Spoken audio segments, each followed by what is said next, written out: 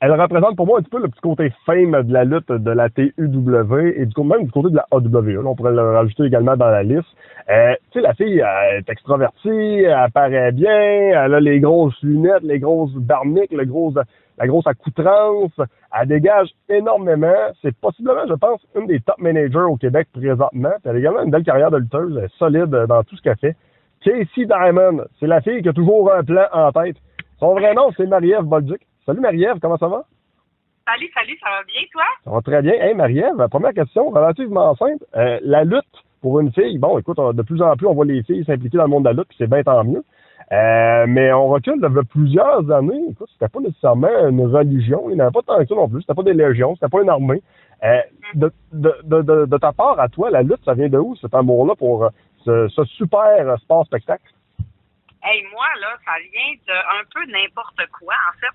J'ai jamais été en amour dans ma jeunesse. Là. Tu sais, moi, je viens d'une famille où mon père écoutait pas de lutte, mes grands-parents n'écoutaient pas de lutte non plus. Puis, je viens de Dolbeau. Puis, à un moment donné, on a déménagé à Jonquière. Et j'avais pas d'amis, j'avais pas de connaissances. Donc, j'ai commencé à me tenir avec mon cousin. Puis, mon cousin était un grand fan de lutte. Et de fil en aiguille, il m'a fait aimer ça. Lui, il a rencontré des gens de la JW, en fait, dans le temps. Puis, il faisait de la lutte backyard, un peu dans le temps. Puis, de fil en aiguille, j'ai rencontré la gang, j'ai embarqué là-dedans, puis j'ai comme tombé en amour sur le tard, en fait, de la lutte. Fait que c'est pas un amour qui vient de ma jeunesse, c'est vraiment plus fin adolescente, je dirais.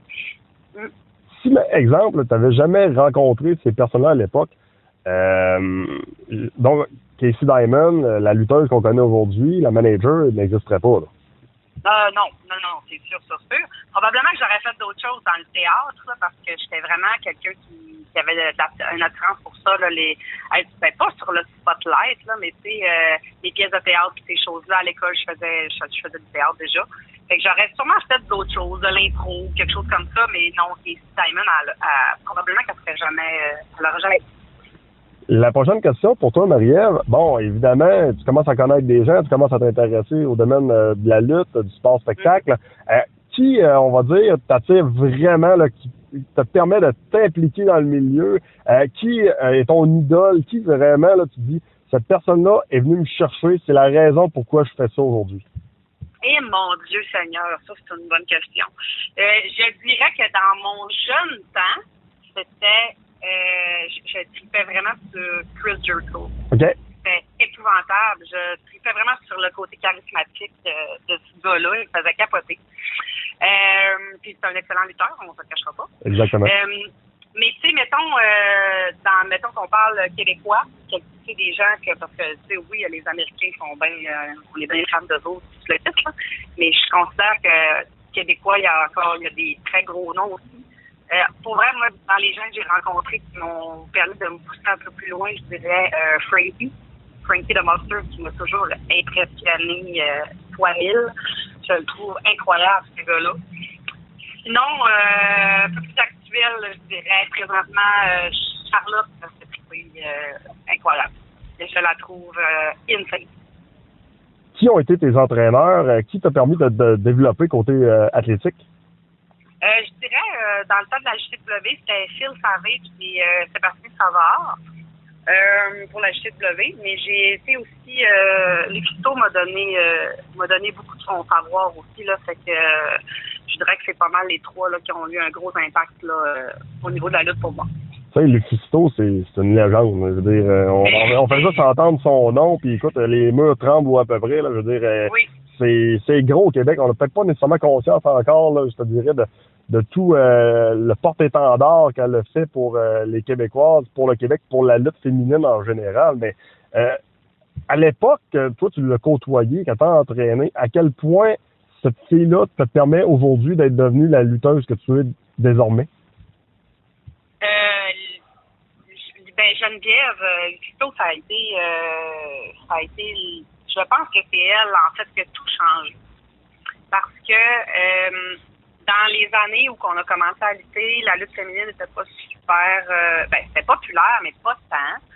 Puis, on n'était pas connus à Jonquière, les filles de Jonquière, étant donné qu'on était plus dans une région éloignée. Puis à un moment donné, il y a quelqu'un, il y a Caroline Baudouin qui a fait un show de femmes, qui a invité Lucido, et Lucido a s'est pointé et est venu. Puis c'est comme là qu'on a commencé à la fréquenter, en parenthèse. Puis c'est vraiment grâce à elle qu'on a été vraiment connus. Je parle de toutes les filles du Saguenay, là, je parle pas juste pour moi, parce que je trouve que c'est important de le mentionner qu'on était quand même une quatre filles.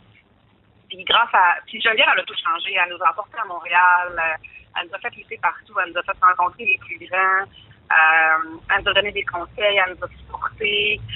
Elle n'a jamais eu honte de nous autres. Moi, personnellement, je peux considérer que Geneviève m'a pris sous son aile, puis c'est vraiment grâce à elle. J'étais à la Shimmer, j'ai rencontré des gens incroyables. Pour de vrai, c'est grâce à elle que tout a changé. C'est que j'y dois pas mal une grosse partie de la carrière de lutte que j'ai eue.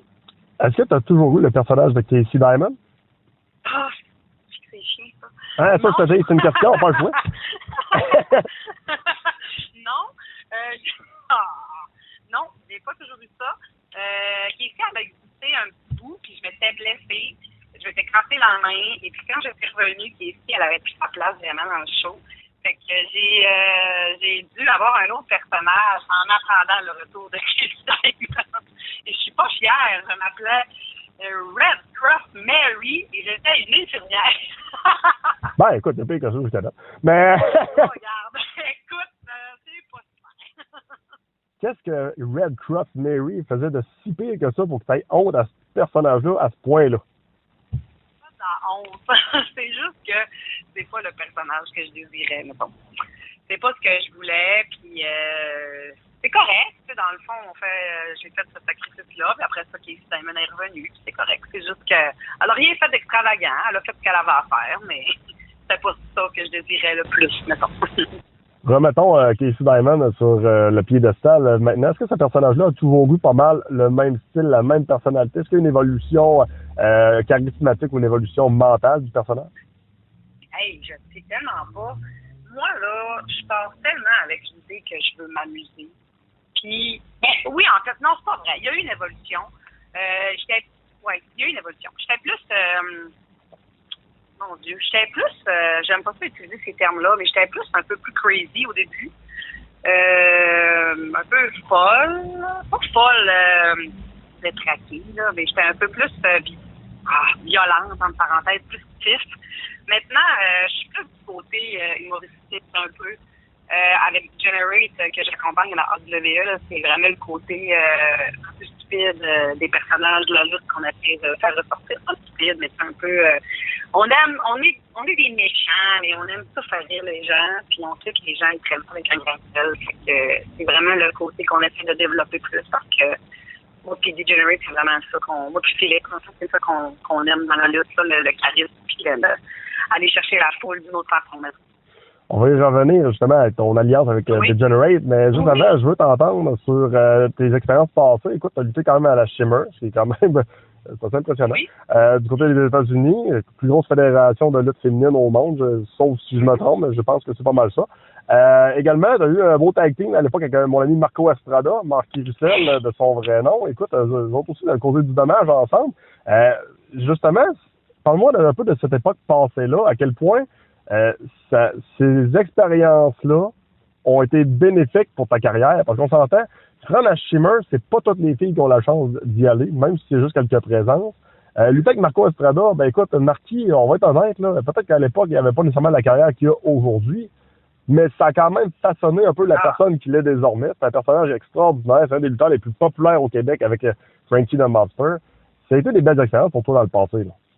Ah, moi, là, définitivement, tu sais, c'est sûr que je suis allée à Shimmer, j'ai fait des voyages pour la lutte qui ont été vraiment mémorables. J'étais allée en Ontario aussi. J'ai vraiment trippé sur ces voyages-là. Mais les plus beaux souvenirs de lutte que j'ai, c'est mes tag teams en général, tels qu'ils soient. Je veux dire, moi, j'ai été en équipe avec Mr. Brown à Jonquière. J'ai capoté sur cette période-là. Puis c'est vraiment dans les plus beaux souvenirs. Puis Marco, c'est encore aujourd'hui un de mes meilleurs amis dans la vie. Puis c'est une expérience incomparable de travailler avec lui. Il est incroyablement drôle, autant dans la vie que dans le personnage. Puis les champions du monde, dans le temps, notre équipe, en fait, c'était vraiment...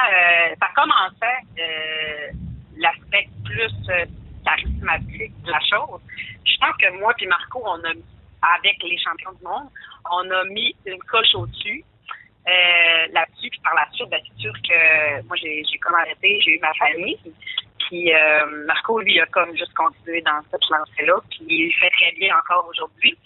Mais non, ça a été vraiment...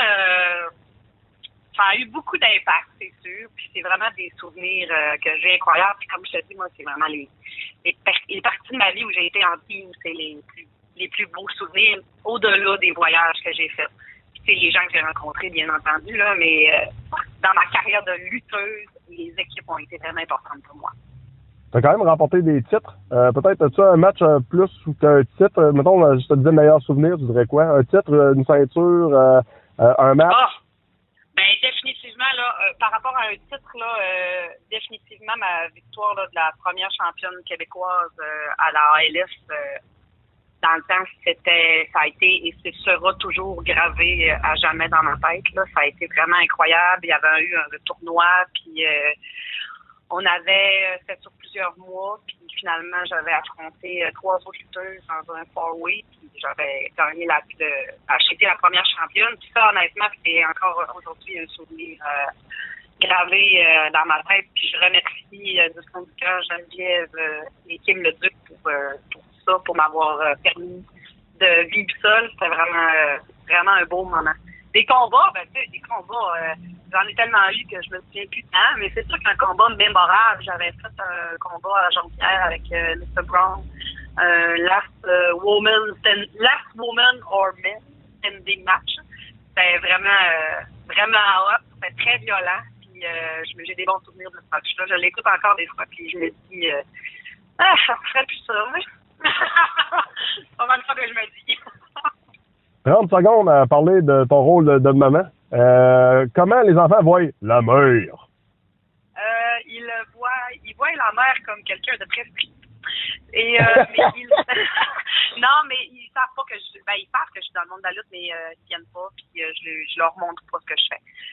Je veux pas. Mon garçon est quand même assez difficile, puis je pense que rajouter un élément de violence en parenthèse, même si c'est du théâtre, je veux pas qu'il voit ça, il est trop jeune pour l'instant. Ça viendra bien avec le temps. Mais je suis convaincu. Probablement. Je suis sûr, j'ai l'impression qu'ils vont être fiers de maman. Peut-être. Maintenant, Degenerate, écoute, vos personnalités, ça s'assemble tellement bien. J'adore tellement le personnage de Philippe, là, justement, qui... Bon, écoute, appelons ça les émotions toutes à l'extrême. Là. C'est pas mal ça, Degenerate. Et toi, avec ton... Excusez le terme, le putain de plan. Oui. Ben, jusqu'à présent, les plans marchent. Qu'est-ce que je te dis? Quand ça marche, ça marche. La vie, hein? Je pense que vous avez une belle alliance. J'ai l'impression que c'est à la vie, à la mort, vous deux. Ou pas loin. Mon Dieu, moi et Philippe, là, c'est une histoire d'amour.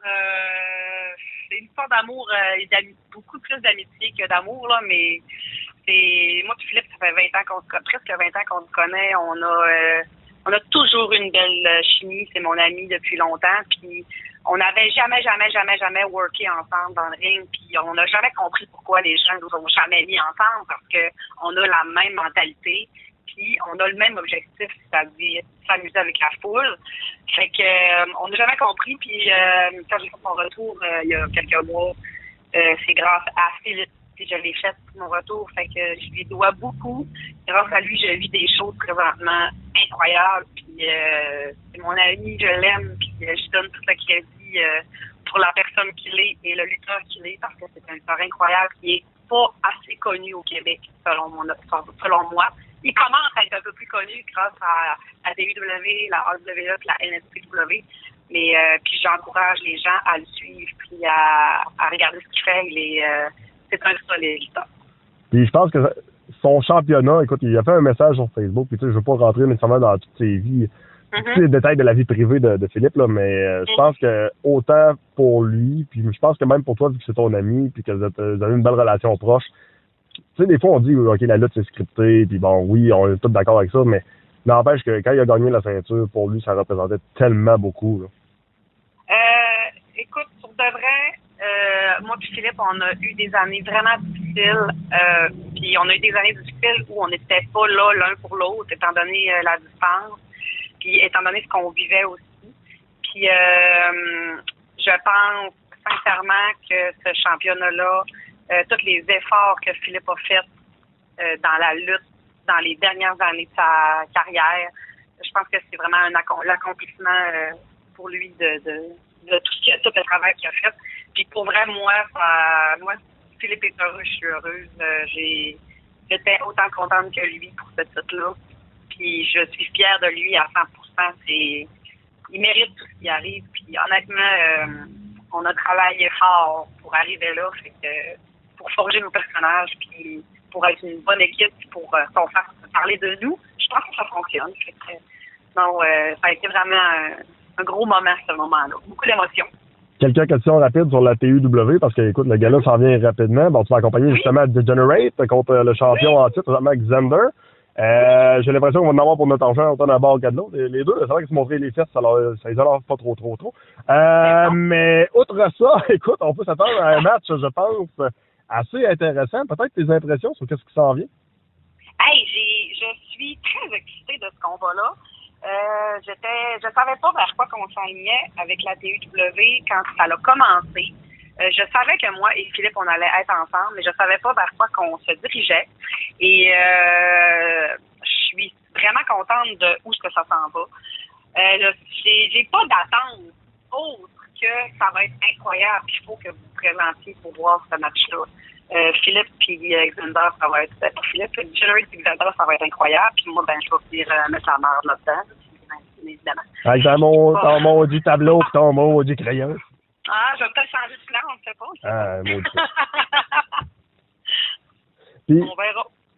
Puis, au point de vue de la TUW, écoute, moi, j'ai eu la chance de participer avec les gars en 2015. Puis, écoute, j'en serai toujours redevable. J'ai adoré mon expérience. Puis, même si, écoute, je me suis jamais considéré comme one of the boys, les gars m'ont toujours considéré tel quel. Puis ça, j'ai vraiment apprécié cette chose-là. Puis même encore aujourd'hui, des fois, je m'en fais parler quand je vais dans les galas de la TUW. Mais là, je veux donner un petit peu de lumière aux gars de la TU. Écoute, le décor, la présentation, écoute, l'ensemble de l'œuvre, le côté professionnel qui est quasiment aussi professionnel que les plus grosses fédérations américaines, avec un budget qui est vraiment pas le même, c'est impressionnant. Puis je veux t'entendre un peu sur ton entrée que Marie-Michel elle t'a fait là, lors du dernier gala. Écoute, j'étais pas présent, malheureusement, j'ai dû manquer le gala, mais je l'ai vu sur une vidéo. Écoute, digne des plus grands, complètement. Non, pour vrai, Anthony fait une job incroyable. La TUW fait une job incroyable. Ils sont 4 là-dedans, puis ils ont pas, tu sais, c'est comme si ils n'ont pas les moyens des plus grandes fédérations. Ils commencent. Puis je pense vraiment qu'ils sont visuellement, je peux dire, mettons, une coche au-dessus de ce qui se fait partout ailleurs. Puis c'est ce qui fait, je pense, qui les rend uniques. Puis je sais, moi, l'implication que ces personnes-là, les 4 personnes qui s'occupent de la fédération, je connais l'implication, je parle régulièrement avec Tony, c'est un de mes amis. Fait que honnêtement, je sais que c'est très difficile, puis je sais qu'ils se donnent à 100%. Je leur donne tout le crédit, ils sont incroyables. C'est vraiment une belle fédération. Puis moi, quand j'ai su que la DW revenait, il n'y avait aucune chance que je fasse pas partie de cette fédération-là. C'était sûr que j'allais être là. J'étais prête, puis je voulais en faire partie. Puis mon entrée avec Marie-Michel, c'est un rêve que j'avais depuis longtemps. Puis Tony m'a fait vivre ça. Je peux pas être plus heureuse. C'était incroyable. Marie-Michel c'est une des meilleures. Quelle voix. J'ai trippé, là. C'était incroyable de rentrer avec elle. Puis j'ai pas de mots, j'étais encore sur un nuage. Je l'ai écouté, justement il y a 2 jours. Hier, ce spot-là, dans le spot de l'entrée, puis j'avais encore des frissons pendant mon entrée à moi. Puis je peux pas croire que c'est moi qui ai fait ça. Fait que ça donne une idée. Chose sûre, je pense qu'on n'a pas encore vu nécessairement toute l'étendue de ce que tu peux apporter à la TUW. On invite les gens à se procurer les billets, à aller voir les spectacles, à aller encourager les lutteurs sur place. Puis là, je parle de la TUW, mais également pour les autres fédérations pour qui tu travailles. Mais pas juste pour les fédérations pour qui je travaille. En fait, là, moi, j'encourage tout le monde à prendre des billets pour peu importe la fédération qui vous plaît de le faire, d'y aller. Oui, la TU, oui, la AWE, mais je rentre aussi toutes les autres fédérations au Québec. Puis puis c'est la NSPW, la IWS, toutes ces fédérations-là. C'est important parce que c'est grâce à les fans que la lutte est autant vivante en ce moment. Puis c'est important en fait de le faire puis d'aller voir les shows. Puis vous ne serez jamais déçus, peu importe la fédération que vous allez aller voir. Casey Diamond, un gros merci pour ton temps. Puis écoute, on invite les gens, bon écoute, pas à venir t'encourager, mais à venir encourager le produit lorsque tu seras en équipe, lorsque tu vas accompagner Degenerate face à Xander pour le prochain gala de la TUW, qui est le Kick-Off Original. Oui, le 29 avril, soyez présents, vous allez avoir tout un show.